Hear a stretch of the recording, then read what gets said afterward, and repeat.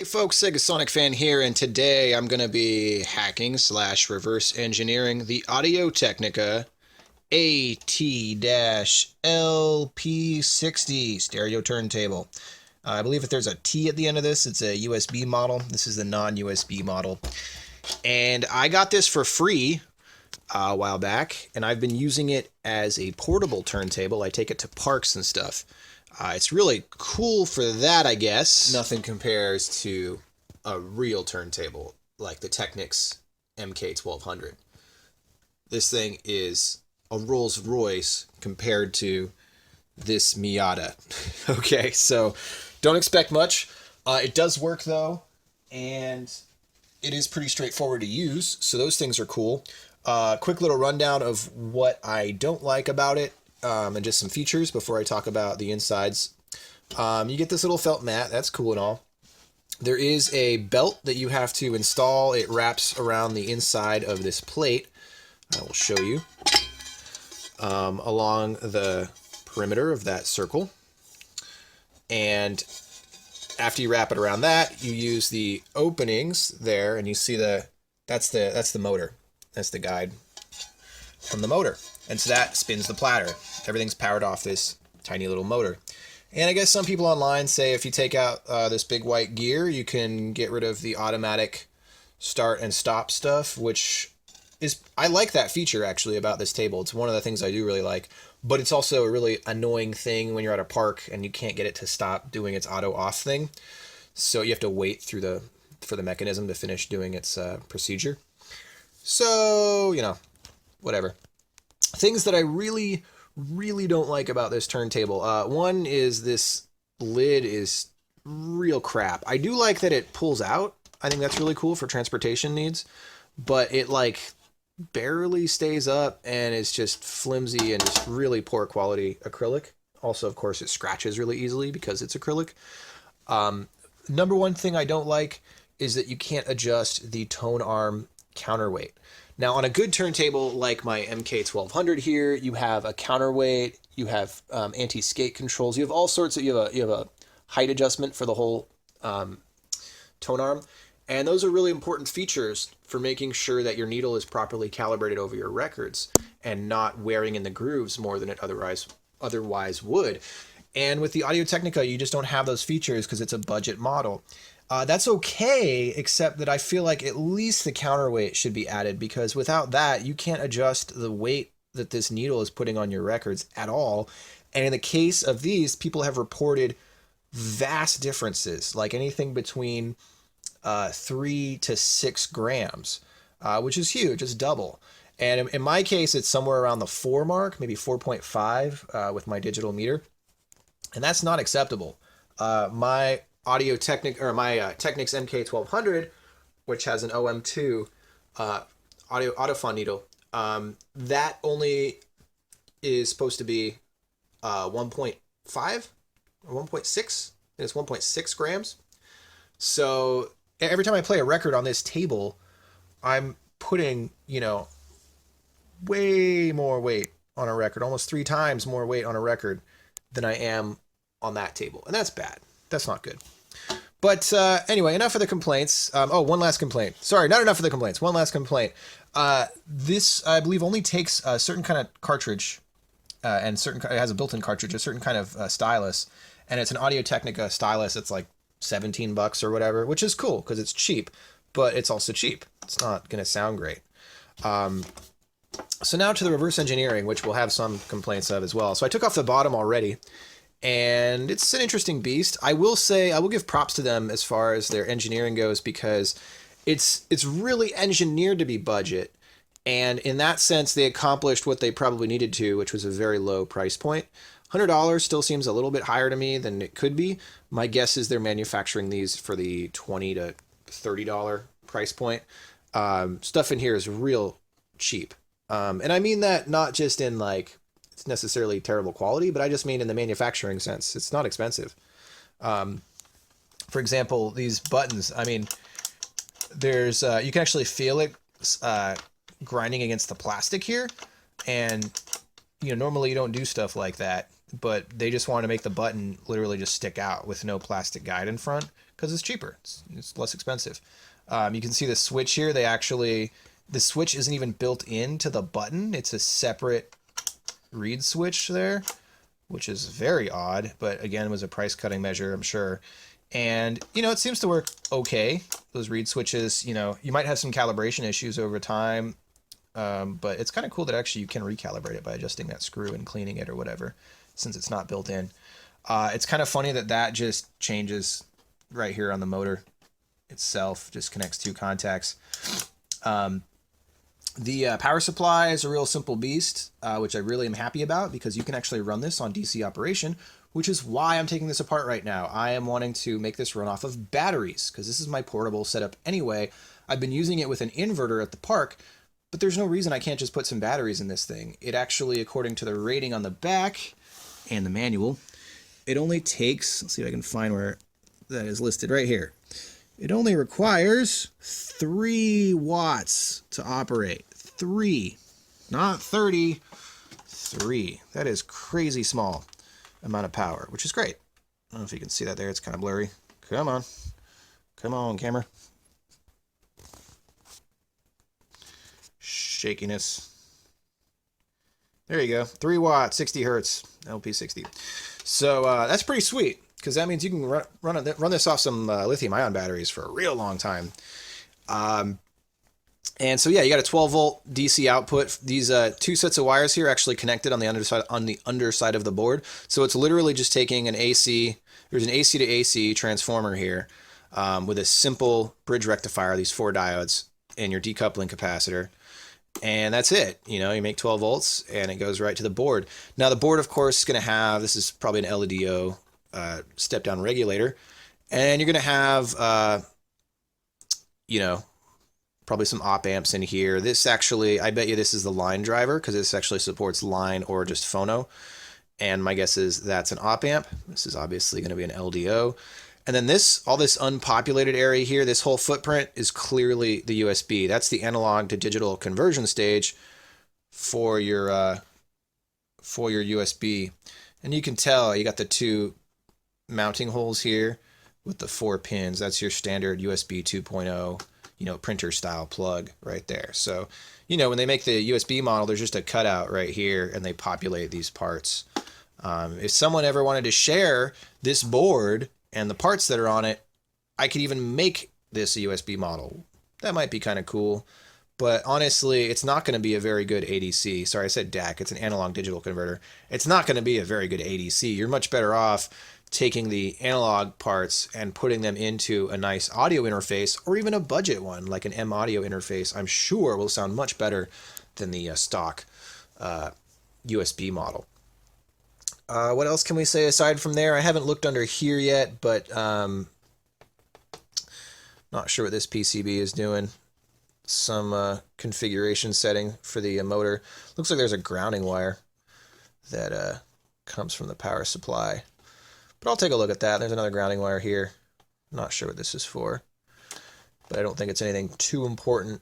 Basically, all I'm looking for is this 12 volts here, so I'm going to hack into that. Now, for 12 volts with a lithium-ion battery, some people, you can put, yes, it's true, you can put 3 lithium-ion batteries together to make an 11.1 volt battery pack, but I find that that's way more work because finding the 11.1 volt chargers is more of a pain, and I don't know. I'm just not a fan of lithium-ion packs if I can avoid them when they're connected in series. So what I'm going to use instead is a single-cell lithium-ion pack not connected in series. So I can just do 2 cells connected in parallel and then use a step-up converter. That step-up converter will give me 12 volts. And since this is such a low power requirement, I'm excited. I can actually get away with using these total crap made in China, totally false advertised step-up converters. Some of these are step-downs.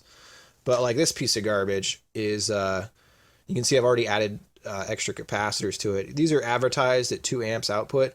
They absolutely do not do that. These are not even close to what they're advertised. I actually make step-up converters. I've done a couple designs, and you just can't do it for the price that these are. These are like $1, $2 each. There's a great website where a guy named Matt, I think it's Matt's Electronics, if you search that, I'll try to put the link in the description, but he actually went ahead and did a bunch of bench testing with these using oscilloscopes and yeah, testing them at different supply loads and output voltages, and they don't even come close to their spec. So, but that's okay, because I'm not trying to get 2 or 3 amps out of this thing. You know, I'd be happy if I get 1. I mean, 3 watts. It's nothing. So, yeah. Okay, here I am again hacking the AT-LP60 turntable for battery power. And we've got a steady 12-volt output from this cheapo Chinese DC to DC boost converter. Now I want to say China makes very good quality electronics as well. This just doesn't happen to be one of them. This is a $1 DC to DC boost converter, so you get what you pay for. But for this application, it is doing the job. And if I look over here, kind of cool, it's actually not even using a watt. And this is at a very low voltage for a lithium-ion battery. Very cool, because that means most of the 3 watts of power is actually used up by the AC transformer down here. Not too surprising, it's not a efficient power setup because it's not meant to be. It plugs into a wall. So that's pretty sweet. That means you could get really long battery life. This is less than a watt. Way less than a phone or something, you know. So yeah, keep hacking along here and I'll post some results. I have more or less finished portabilizing an AT-LP60 turntable.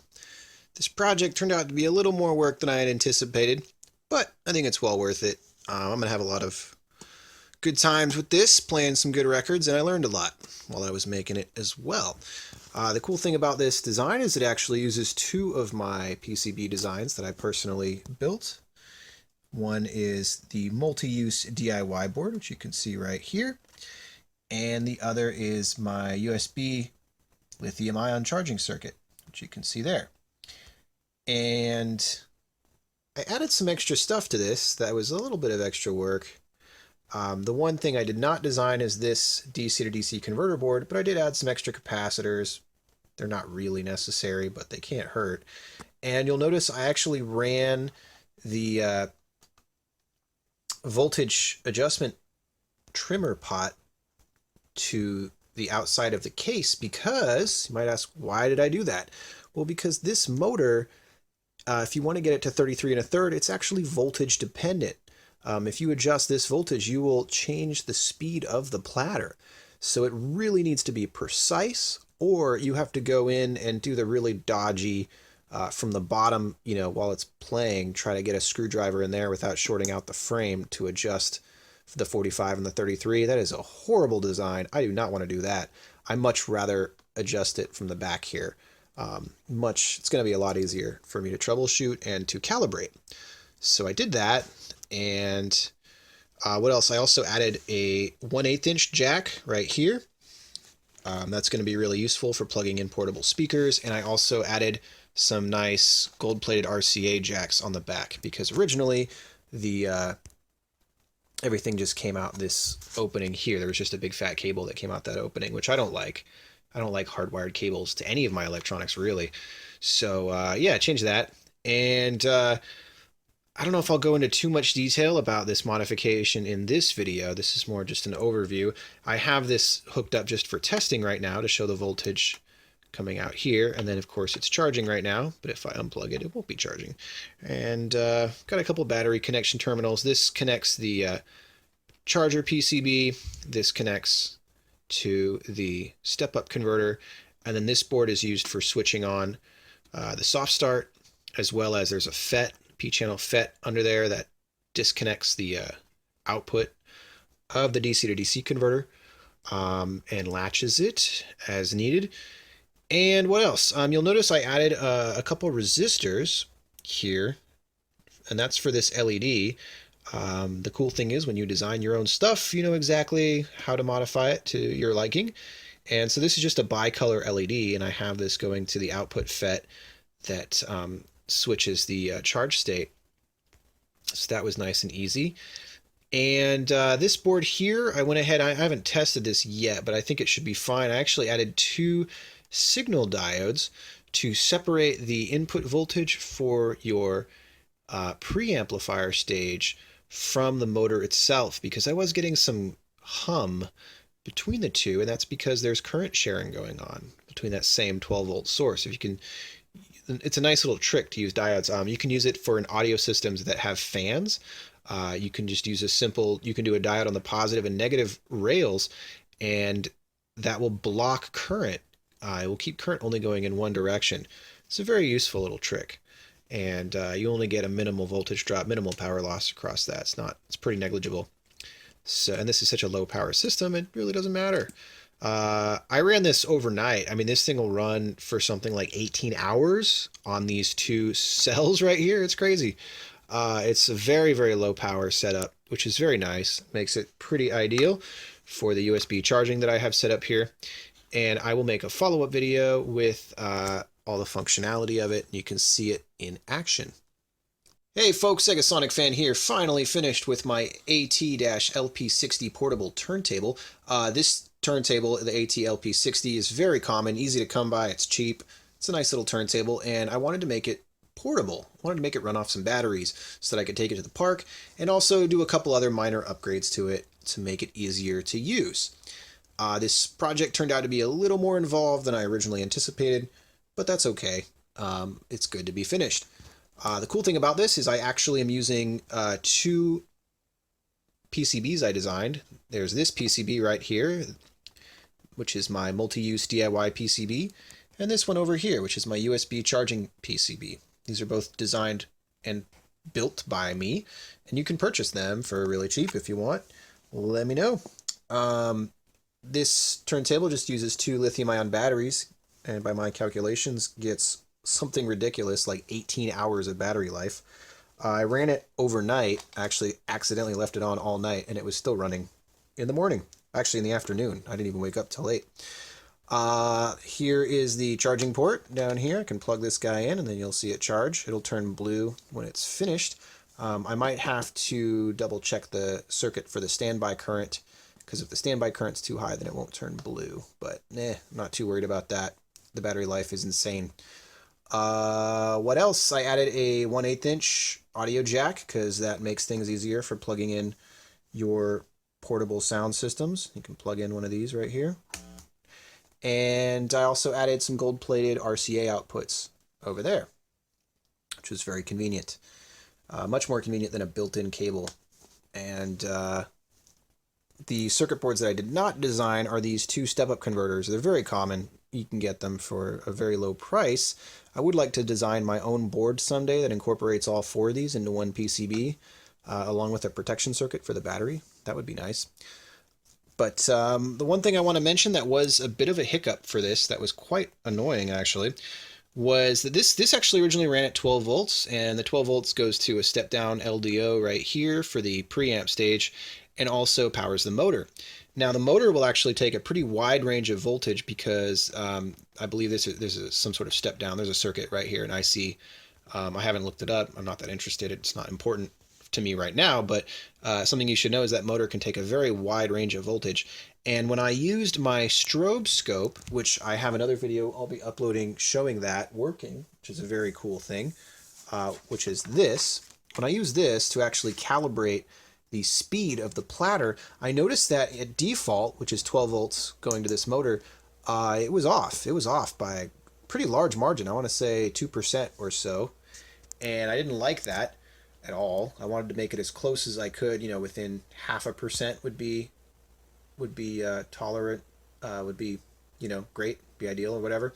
So in order to do that, there's 2 ways to do that. So one is you can actually go in here and adjust the potentiometers that are built into the motor itself, and that's no fun because you have to go under the table while it's playing and with a screwdriver and try to go in here, and then apparently you can't short the frame there either.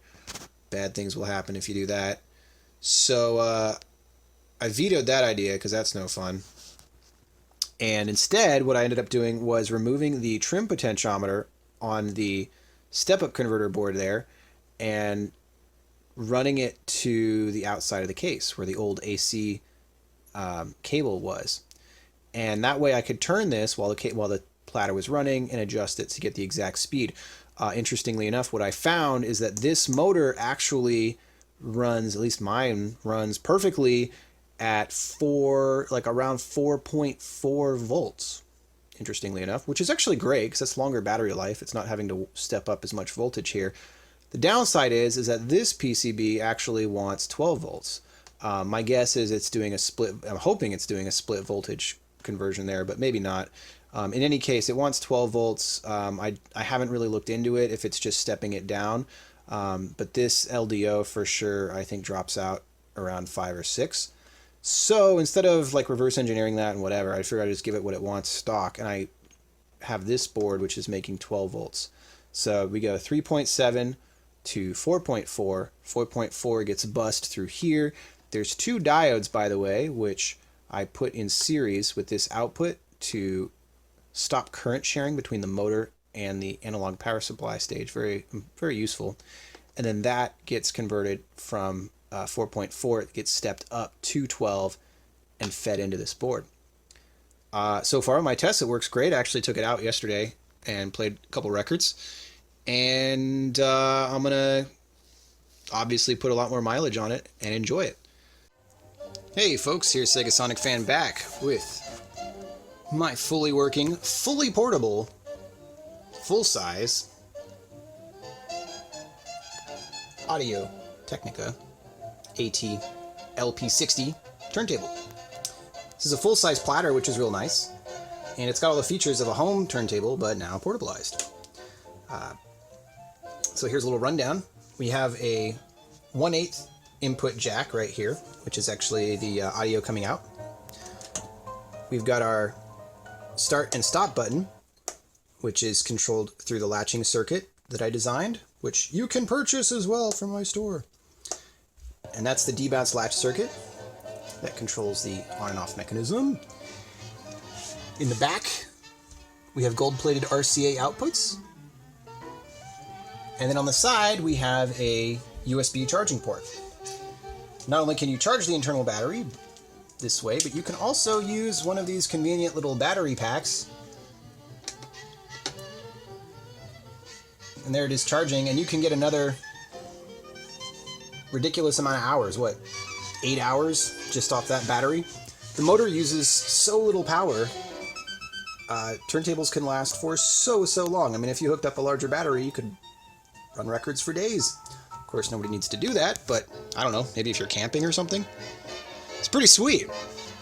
Additionally, because there's the convenient 1/8 audio jack, let's turn off a little bit of the Benny Goodman there. You can also use a nice little portable speaker like this. This is a speaker bomb. I think these were originally sold at Sharper Image or something like that. And that's all you need. Now actually I could hook up a little volume dial, which is what this is. I love these little things. These 3.5 millimeter, and then you can control the volume a little better.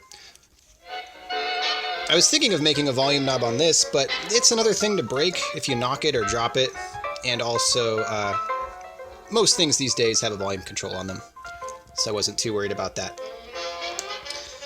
And now I'm just going to show everyone a demo of it beyond what you've already seen.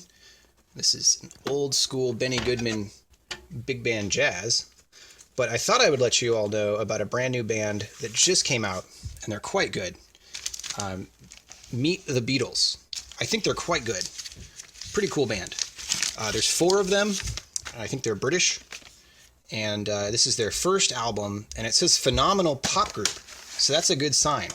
It's a good sign that they're doing well in Britain, and let's give them a shot. Let's set the camera down for a second while I take this album out and put it on the tray.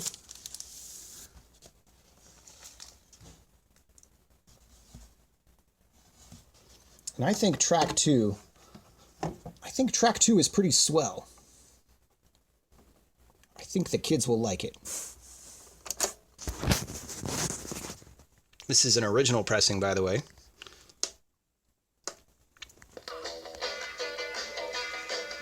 Oh, let's hook it up to the good hi-fi, though. Not the little tiny speaker bomb, which is good for portable use.